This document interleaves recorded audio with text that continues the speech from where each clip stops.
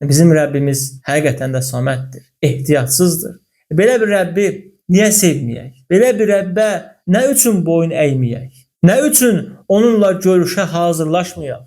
O heç nəyə möhtac deyil. Pak və münezzəhdir. Bütün eyib sifətlərdən, nöqsan sifətlərdən uzaqdır, münezzəhdir bizim Rəbbimiz. Allah Azza və Cəllə bizə, yenə təkrar edirəm, deyir ki, mən samədəm. Və bu surəni biz namazlarımızda oxuyuruq. Dəfələrlə Allahu Saməd, Allahu Saməd deyirik. Allahım, sən samədsən, sən ehtiyatsızsan. Nə üçün biz bunu deyirik? Allahı daha gözəl tanımaq üçün, onu sevmək üçün, onun həqiqətən də ehtiyatsız olduğunu qəlbimizə daxil etmək üçün Rəbbimiz özünü tanıtdırır bu ayədə bizə. Həmçinin aləmlərin Rəbbi olan Allah Azza və Cəllə bizim ibadətimizə də, itayətimizə də ehtiyacı yoxdur.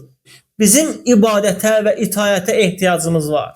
Çünki biz məxluquq, biz zəifik, biz möhtaclıyıq. Allah ibadətləri bizim üçün şəriət edib ki, hətta biz xoşbəxt olaq, əbədi xoşbəxt olaq, əbədi saadətdə olaq, əbədi sevincli olaq, qəlbimiz aramlı olsun, sevincli olaq. Bizim ibadətə möhtacımız var, ehtiyacımız var. Allahın bizim ibadətlərimizə ehtiyacı yoxdur. Bizim ibadətlərimiz Allahı böyütmür. Nə də bizim günahımız Allahı kiçiltmir.